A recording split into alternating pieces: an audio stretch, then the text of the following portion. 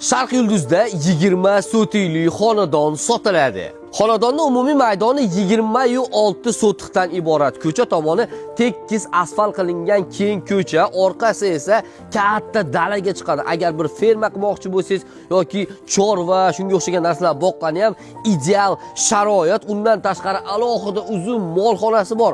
Molxonasining ustida o't bosadigan joylarigacha, hozir o'tlarigacha bor.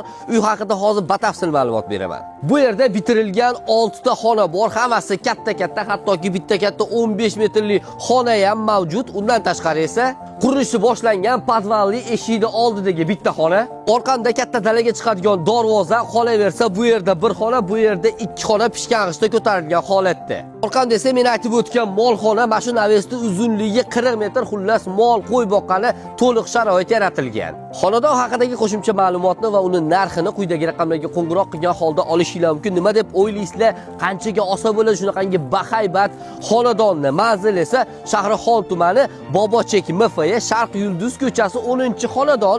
Shundoqqina kanaldan tushganinglarda chap qo'lda bo'ladi. Bu yog'i 38-maktabga yetmasdan.